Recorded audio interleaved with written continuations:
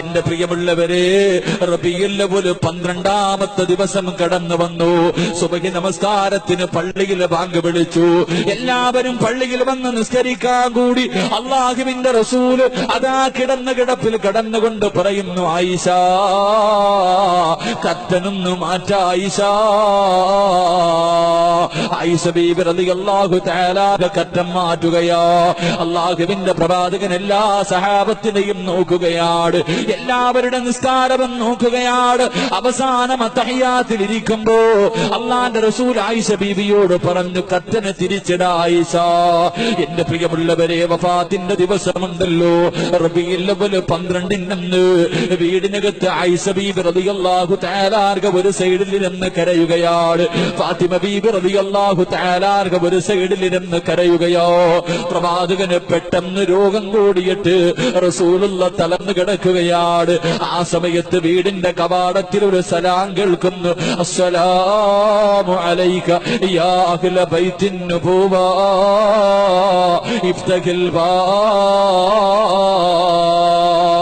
അല്ലാഹുവിന്റെ പ്രവാചകന്റെ കുടുംബമേ, വാതിലൊന്ന് തുറക്കുമോ? ആരോ സലാം പറയുകയാണ്. ഫാത്തിമ ബീവി റളിയല്ലാഹു തആല വിളിച്ചു പറയുന്നു, എന്റെ ഉപ്പയ്ക്ക് സുഖമില്ല, നിങ്ങൾ പോയിട്ട് പിന്നെയൊന്ന് വരുവോ? എന്റെ വാപ്പയ്ക്ക് സംസാരിക്കാൻ കഴിയില്ല.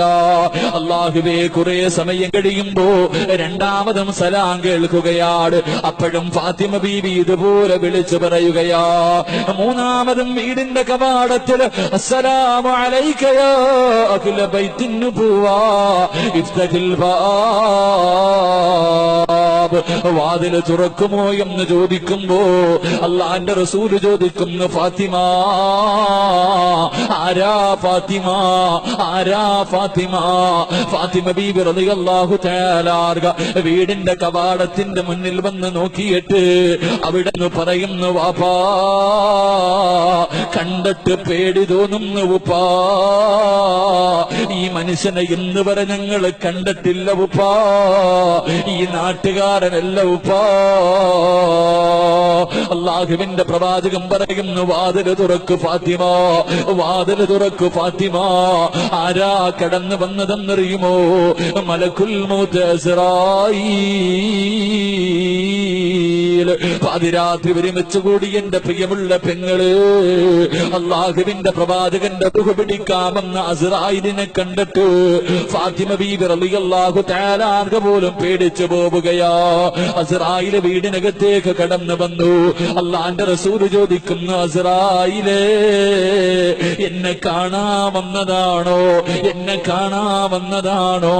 യാ റസൂലല്ലാഹ്, അങ്ങ് അനുവാദം തന്നാ റൂഹ് പിടിക്കാമെന്നതാ നബിയേ. അല്ലാഹുവിന്റെ റസൂൽ അവിടുന്ന് പറയുന്നു, അസ്രായിലേ, എനിക്കൊരാളെ കാണണം അസ്രായീൽ, എനിക്ക് ജിബ്രീലിനെ ഒന്ന് കാണണം അസ്രായീൽ. എന്റെ പ്രിയമുള്ളവരെ, ജിബ്രീൽ അലൈഹിസ്സലാം കടന്നു വരികയാണ്. അല്ലാഹുവിന്റെ റസൂൽ ചോദിക്കുന്നു, ജിബ്രീലേ, എന്റെ ദുഃഖത്തിലും എന്റെ സന്തോഷത്തിലും നീ എന്റെ കൂടെയുണ്ടായിരുന്നല്ലോ. ഈ അവസാനം ഞാൻ യാത്ര പോകുന്ന സമയത്ത് എന്റെ ജിബ്രീലേ, നീ എന്നെ യാത്രയാക്കാൻ വരാത്തത്? ജിബ്രീൽ അലൈഹിസ്സലാം കരഞ്ഞുകൊണ്ട് പറയുന്നു, നബിയേ, ഈ കിടപ്പ് കാണാൻ എന്നെ കൊണ്ട് കഴിയുന്നില്ല നബിയേ. അല്ലാഹുവിന്റെ റസൂൽ അവിടുന്ന് ചോദിക്കുന്നു, ജിബ്രീലേ, എനിക്ക് സന്തോഷത്തോടെ മരിക്കണം ജിബ്രീൽ, എനിക്ക് സമാധാനത്തോടെ മരിക്കണം ജിബ്രീൽ, എനിക്ക് സന്തോഷമുണ്ടാക്കുന്ന എന്തെങ്കിലും ഒന്ന് പറയുമോ ജിബ്രീൽ? ജിബ്രീൽ അലൈഹിസ്സലാം അവിടുന്ന് പറയുന്നു, യാ റസൂലല്ലാഹ്, അങ്ങയുടെ സമുദായത്തിന്റെ കാര്യം അല്ലാഹു ഏറ്റെടുത്തിരിക്കുന്നു നബിയേ. അങ്ങയുടെ സമുദായമുണ്ടല്ലോ, തൊണ്ടക്കുഴിയിൽ റൂഹെത്തുന്നതിന് സെക്കൻഡുകൾക്ക് മുമ്പ് തന്റെ തൊണ്ടക്കുഴിയിലേക്ക് റൂഹെത്തുന്നതിന് മരണത്തിന് 1 മിനിറ്റ് മുമ്പങ്ങാട് ചെയ്തു പോയ പാവങ്ങൾ അല്ലാഹുവോട് ഏറ്റു പറഞ്ഞ അല്ലാഹു അവന് പുറത്തു കൊടുക്കും നബിയേ. അല്ലാഹുവിന്റെ റസൂല് പറയുന്നു, ജിബ്രീലേ റൂഹ് പിടിക്കാൻ തുടങ്ങിക്കോ, അസ്രായീലേ റൂഹ് പിടിക്കാൻ തുടങ്ങിക്കോ. അസ്രായീൽ അലൈഹിസ്സലാം റൂഹ് പിടിക്കാൻ തുടങ്ങുകയാ. അല്ലാഹുവിന്റെ പ്രവാചകന് വേദന സഹിക്കാൻ കഴിയുന്നില്ല, അല്ലാഹുവിന്റെ റസൂലിന് താങ്ങാൻ കഴിയുന്നില്ല. അങ്ങോട്ടും ഇങ്ങോട്ടും തിരിഞ്ഞും മറിഞ്ഞും കിടക്കുകയാണ്. അല്ലാഹുവിന്റെ റസൂല് പറയുന്നു, അസ്രായീൽ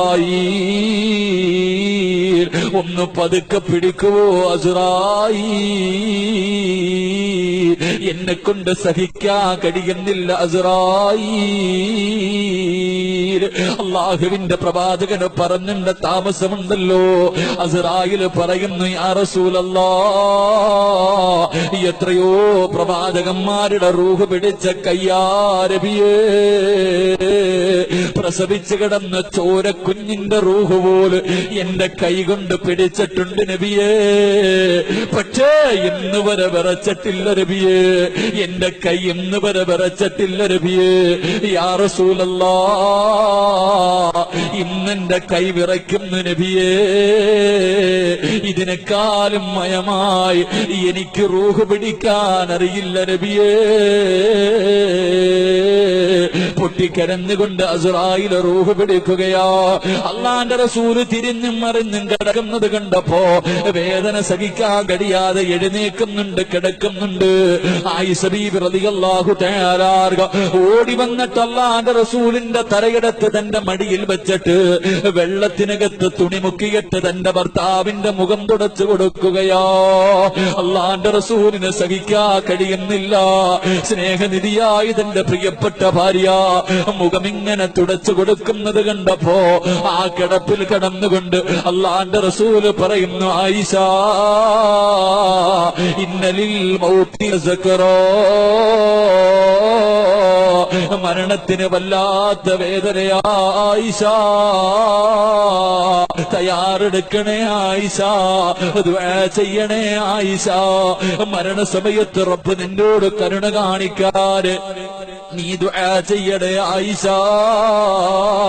അല്ലാഹുവിന്റെ റസൂല് തന്റെ പ്രിയപ്പെട്ട ഭാര്യയോട് പറഞ്ഞു കൊടുക്കുകയാ. എന്റെ പ്രിയമുള്ളവരെ, വേദന സഹിക്കാൻ കഴിയാതെ അല്ലാഹുവിന്റെ റസൂല് എഴുന്നേറ്റ് ആയിഷ ബീവിയുടെ നെഞ്ചിലിങ്ങനെ ചാരിയിരിക്കുകയാ. ആ സമയത്താണ് ഒരു സഹാബി, അബ്ദുറഹ്മാൻ എന്ന് പറയുന്ന സഹാബി കടന്നു വരികയോ. അല്ലാഹുവിന്റെ റസൂൽ ആയിഷ ബീവിയുടെ നെഞ്ചിലിങ്ങനെ ചാരിയിരുന്നിട്ട് റബ്ബേ, ആ സഹാബിയുടെ കയ്യിലേക്ക് നോക്കുകയാണ്. കാരണം ആ സഹാബിയുടെ കയ്യിൽ ഒരു മിസ്വാക്ക് ഇരിക്കുന്നുണ്ട്. അല്ലാഹുവിന്റെ പ്രവാചകന് മിസ്വാക്ക് ചെയ്യാൻ ആഗ്രഹമുണ്ട്. ആ 18 വയസ്സുകാരിക്ക് മനസ്സിലായി എന്റെ ഭർത്താവിന് പല്ല് തേക്കാൻ ആഗ്രഹമുണ്ടെന്ന്. പെങ്ങളെ, മിസ്വാക്ക് വാങ്ങിയിട്ട് അല്ലാഹുവിന്റെ റസൂലിന്റെ കയ്യിൽ വെച്ച് കൊടുക്കുകയോ. പക്ഷേ പ്രവാചകന്റെ കൈ ചലിക്കുന്നില്ല, സ്വന്തമായിട്ട് പല്ല് തേക്കാൻ കഴിയുന്നില്ല. ആയിഷ ബീബി റളിയല്ലാഹു തആല ആ മിസ്വാക്ക് എടുത്ത് തന്റെ പല്ലിൽ വെച്ച് ചവച്ചിട്ട് കുഞ്ഞുങ്ങളുടെ പല്ല് ഉമ്മ തേച്ച് കൊടുക്കുന്നത് പോലെ തന്റെ ഭർത്താവിനെ ഇങ്ങനെ നെഞ്ചിലിങ്ങനെ ചേർത്ത് പിടിച്ചിട്ട് മഹദി ആയിഷ, അല്ലാഹുവിന്റെ പ്രവാചകന് പല്ല് തേച്ച് കൊടുക്കുകയാ. എന്റെ പ്രിയമുള്ളവരെ, പല്ല് തേച്ച് കഴിഞ്ഞു, അരയുടെ ഭാഗം വരെ റൂഹത്തി. ആ സമയമുണ്ടല്ലോ അല്ലാഹുവിന്റെ റസൂലിന്റെ വീടിനകത്തേക്ക് ഒരു സഹാബി കടന്നു വരികയോ. മഹാനായ ഉസാമ, അല്ലാഹുവിന്റെ പ്രവാചകന്റെ വളർത്തു മകനായ ഉസാമ. ഉസാമ റളിയല്ലാഹു തആല അല്ലാഹുവിന്റെ പ്രവാചകന്റെ വീടിനകത്തേക്ക് കടന്നു വരുമ്പോ റസൂലുള്ളാഹിയുടെ കൈ ചലിക്കുകയാ. പല്ല് തേക്കാൻ പോലും ഉയരാത്ത കൈയുണ്ടല്ലോ. അല്ലാഹുവിന്റെ റസൂലിന്റെ 2 കൈയും ഇങ്ങനെ ഉയരുകയാണ്. ആയിഷ ബീവി പറയുന്നുണ്ട്, അല്ലാഹുവിന്റെ പ്രവാചകന് രണ്ട് കൈമിങ്ങനെ ഉയർത്തിയിട്ട് ചേർത്തിങ്ങനെ പിടിച്ചിട്ട് തന്റെ വളർത്തു മകനായ ഉസാമയോട് ഇങ്ങനെ ആംഗ്യം കാണിക്കുന്നു. ഉസാമ, എനിക്ക് വേണ്ടിയൊന്ന് ദുആ ചെയ്യ് ഉസാമ. പൊന്നുമോനെ, റബ്ബനോട് കരുണ കാണിക്കാ. അല്ലാഹു എന്റെ മരണവേദന കുറച്ചു തരാ. ഒന്ന് ദുആ ചെയ്യ് ഉസാമ. അല്ലാഹുവിന്റെ പ്രവാചകം പോലും പറഞ്ഞു പോയെങ്കിലോ പാതിരാത്രി ഒരുമിച്ച് കൂടി എന്റെ പ്രിയമുള്ള സഹോദരങ്ങളോട് സഹോദരിമാരോട് നമ്മുടെ അവസാനമൊന്ന് ചിന്തിച്ചിട്ടുണ്ടോ? രാവിലെ ഉറക്കപ്പായിൽ നിന്ന് എഴുതിയോട്ട് കണ്ണുകൊണ്ട് കണ്ടത് പാപമാ, ചെവി കൊണ്ട് കേട്ടത് പാപമാ, നാവ് കൊണ്ട് പറഞ്ഞത് പാപമാ, കൈ കൊണ്ട് പിടിച്ചത് പാപമാ, കാലുകൊണ്ട് നടന്നത് പാപത്തിലേക്കാ, ഹൃദയം കൊണ്ട് ചിന്തിച്ചത് പോലും പാപമാ. ഒരു ദിവസം കോടാനി കൂടി അപരാധം ചെയ്യുന്ന എന്റെയും നിന്റെയും അവസ്ഥയൊന്ന് ചിന്തിച്ചിട്ടുണ്ടോ? നമ്മുടെ മരണം എങ്ങനെയാണെന്ന് മനസ്സിലാക്കിയിട്ടുണ്ടോ? മയ്യത്ത് കുളിപ്പിക്കുന്നവരുണ്ടല്ലോ, കിടന്ന് കിടപ്പിൽ കിടന്ന് മലമൂത്ര വിസർജനം നടത്തിയ മയ്യത്തുകളെ കാണാമല്ലോ. എന്റെ പ്രിയമുള്ളവരെ, അതുകൊണ്ട് മരണത്തെക്കുറിച്ച് ചിന്തിക്കുന്നത് നല്ലതാണ്. റബ്ബിനോട് ദുആ ചെയ്യടേ. അല്ലാഹുവിന്റെ റസൂല് പോലും പറഞ്ഞു, ആയിഷ, ഇന്നലിൽ മൗതി ലസക്റാ,